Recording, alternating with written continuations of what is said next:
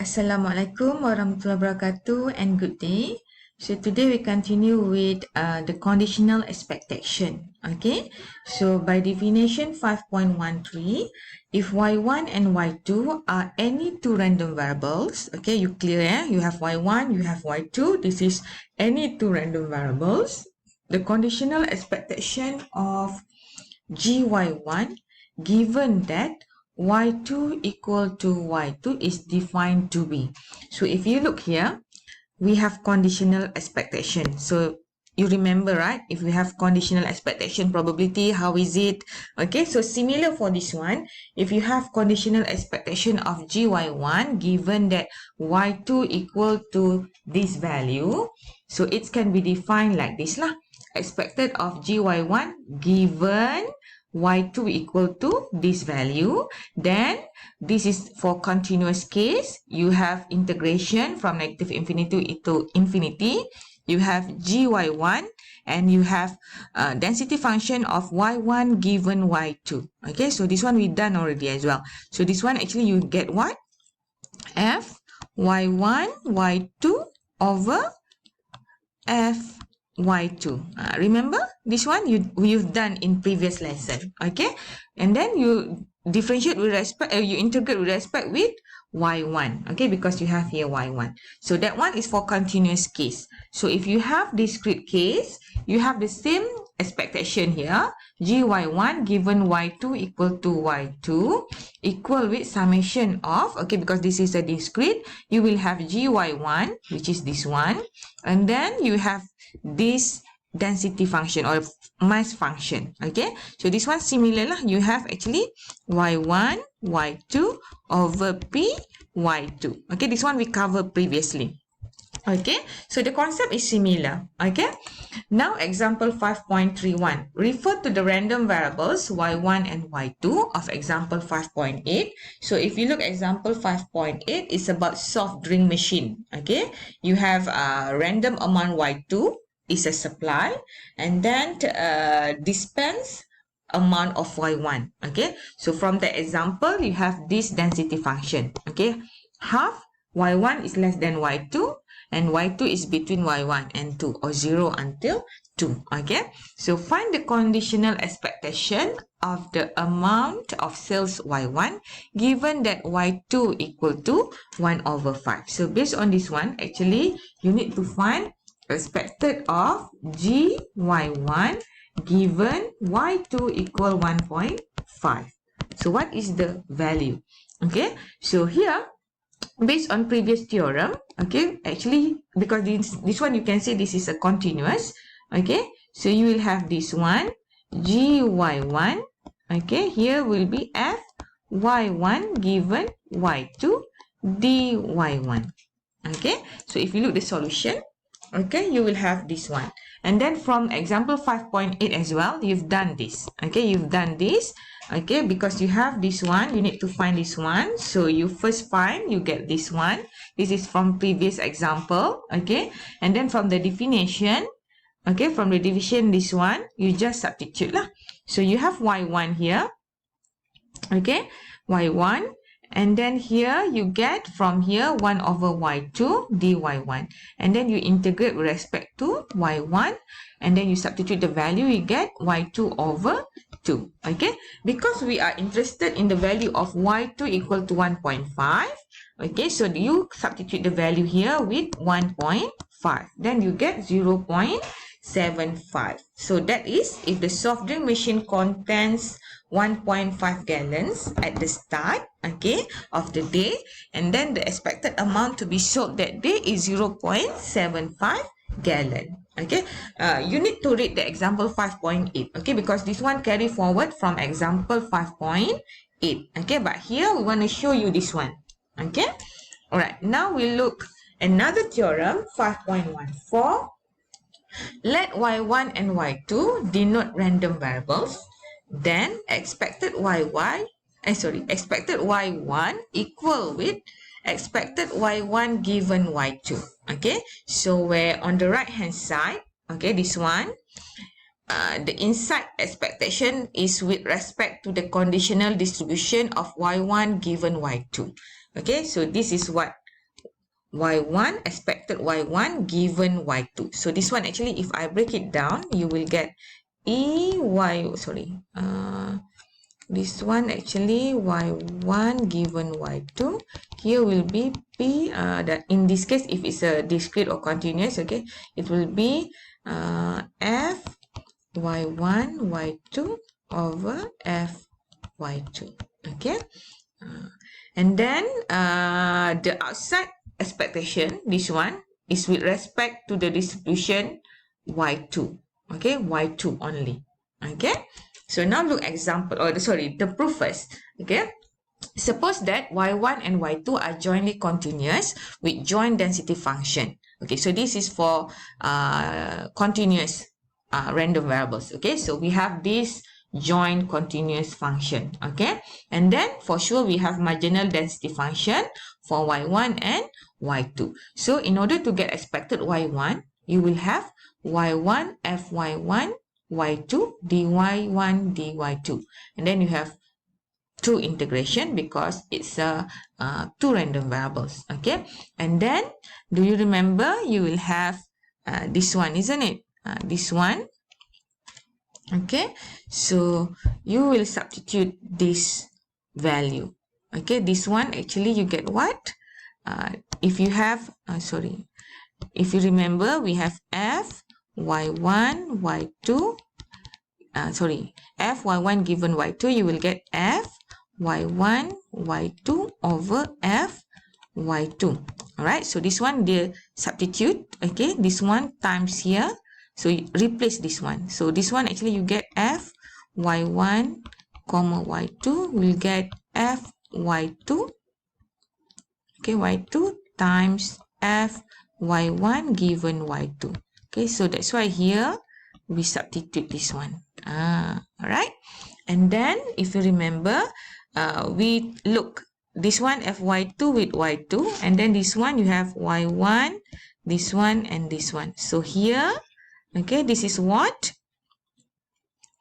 This is the expectation for y1 given y2. Okay, and then here you have left this one. This one you can see. This one actually give expected y1 given y2 equal to y2 for this one. Okay, from previous theorem we learned. And then here you only have this one, and this one actually is expected with y2. So then you get this one. Okay, remember from the theorem, this one is normal. Okay, normal conditional. Okay, but this one with respect to y2. That's why you have this one. Okay, so the proof is similar for the discrete case lah. All right. Okay, now look example. Okay, look example 5.32, page 286. Okay, a quality control plan for an assembly line involves sampling n equal to 10 finished items per day. Okay, so you can see that you have sampling n equal to 10 finished items per day, and counting y. What is y? The number of defective. Okay, so this one you must clear. This is sampling, and then you have y. This y is what? Number of defective. If P denotes the probability of observed defective, okay, so you can see P is what? The probability of observed a defective, then Y has a binomial distribution. Why you know it's a binomial distribution? Because you have two output, okay, defective and non-defective. Okay, so assuming that a large number of items are produced by the line, okay, but P varies from day to day. Okay, so you can see every day the P value is different. Okay, and then it's assumed to have a uniform distribution. Now the P is follow uniform distribution on the interval from 0 to 1 over 4. Okay, when you have interval, it's considered a uniform lah, from A until B, isn't it? So the question asks you, find the expected value of Y. So from theorem 5.14, okay, from this one, all right, we know that expected Y is expected Y given P. Okay, because first you know that you have Y is number of defective. Okay, this number of defective given P equal to something, okay, because P is what? Probability of observe a defective. And then for a given P, Y has a binomial distribution, and hence you have this one lah, okay, because here inside just first situation, the binomial part, okay. So that's why when you know it's a binomial, the expected of binomial will be NP. Okay, so this one can be proved as well. Okay, if you look here, you have expected Y over P, and then here is NP. Okay, so you bring out the N though, because it's a constant, then you have expected P. Okay, but P is varies from day to day and is assumed to have uniform distribution. So when you have uniform distribution, you will be B minus A over 2.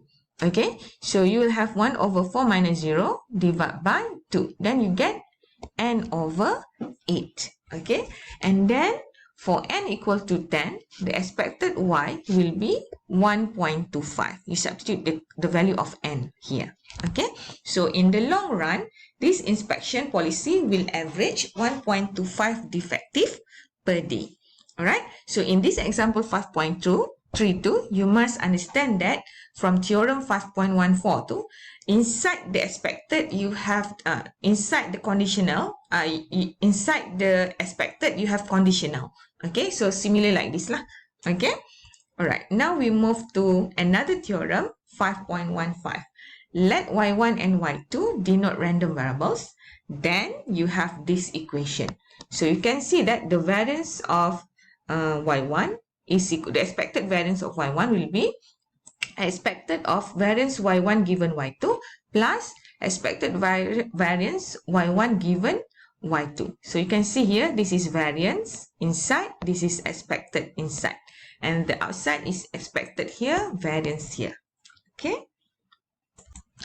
Okay, so this is the proving. Okay, as previously indicate, variance, expected variance y1 given y2 is given by this one. Okay, actually from your textbook too, page 287. Okay, you can see that you have expected variance. Okay, this is not y. Expected variance y1 given y2. This one actually equal with, okay, expected. Okay, is it expected? Yes, expected variance y1 given y2 equal to certain value. This one square here. Okay, because this is a variance, and actually this one you have the value of y2. Okay, minus with, okay, expected of y1 given y2. This one all is square. Okay, if you remember this one. Okay, so that's the conditional for expected y1 given y2. This is the notation or the equation, and then expected of variance y1 y2, okay, given y2 is this one. Okay, because you have here expected inside the expected. Okay, from the previous theorem tadi lah just now. Okay, you have y square 1 given y2. Okay, and then inside the expected minus expected inside the expected. Okay, so this is expected y1 given y2, and then here is square. Okay, so by definition, okay, when we have variance inside is expected y1 given y2, this one you will get like this. Okay, expected of y1 y2 square minus expected inside expected y1 given y2 square. Okay, so the variance of y1 is given like this. Okay, this one is from previous. If you remember, when we have variance, expected variance, you will have this one. Okay, this is different notation. Okay, if you remember, you also can have this one, isn't it? y1 square minus mu. Right, so this is similar. Okay, so based on this one, you just substitute. In this case, you have this one. Instead of y1 square, you have y1 square given y2, because it's a conditional. Okay, minus the same thing here. All right, and then you break it square tu, you will get this one lah. Okay, this one if you break it, you get what? This one square plus this one square minus this one square. Okay, and then you simplify. Okay, when you simplify, you get this one, variance y1 given y2 plus variance expected y1 given y2. How you simplify this one? From here, isn't it? Okay, because you can see here y1 y2 square minus expected y1 y2 square. That one is this one. Okay, this one. Right, and the other one is here. Okay, that's one you get expected, and then you get variance here. All right. So it's quite complicated. Okay, but if you understand the theorem and the definition too, you can see this one more clearly. Okay. All right. Look, example 5.33. So refer to example 5.32. Find the variance of y. Okay. So from theorem 5.15, we know that we have this. Okay, remember we have expected variance y1 is equal with expected variance y1 given y2 plus expected variance inside expected y1 given y2. Okay, so this is by the theorem. That means inside the expected you have expected. Okay, the conditional expected. So for a given p, okay, this is a similar example from previous. Y has binomial distribution, okay, at the first, and then hence expected y given p equal to np, because it's a binomial, you know the means will be np, and then the variance of y given p will be npq. Okay, how do you know it's npq? Because from binomial. Okay, from previous chapter, you know when you have binomial, the expected mean will be np, expected variance will be npq. So therefore we have expected variance y will be this one. So you just substitute the value inside here. Variance y given p is npq, this one. So expected npq. And then you have expected variance inside here. This one is what? Np. Okay. This one is here. Alright. So when you substitute like this, so you can bring out the constant, which is n. Okay. So here you bring out n. And then here actually P is P, Q is what? 1 minus P. So you substitute like this. And then because it's a variance, you will have a constant square here, a square from the previous theorem as well. So you have VP, okay? So because P is a uniformly distributed on the interval of 0 to 1 over 4, then you will get this one, and you have expected P square will be equal with variance P plus expected P square. Okay, this one from the previous theorem as well. Okay, so therefore it follows you get this one lah. Expected P is 1 over 8, and then variance P you get this one, 1 over 4 minus 0 square over 12, because this one you get what? N square. Okay, and then here is 1 over 192, and then when you find expected P square, you will have this one. Okay, you have 1 over 92 plus 1 over 64, then you get 1 over 48. Okay, so in order for you to solve this one, okay, this one, so you will have this equation, and then you can bring out, or you can simplify, okay, n here, and then you will have EP minus EP square. Okay, this one you what? You multiply, and then you have this one, then you just substitute the value. Okay, this one you have EP, E minus P squared, this one and this one, and then VP is this one, and then you substitute the value, you get 5n over 48 plus n square over 192.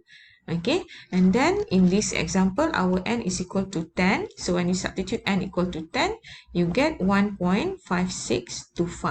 okay, if they ask the standard deviation of y, so you just square root the variance. Okay, so here is quite complicated. Okay, again, because the theorem 5.152, you need to understand the conditional, and then you use previous theorem that you learn.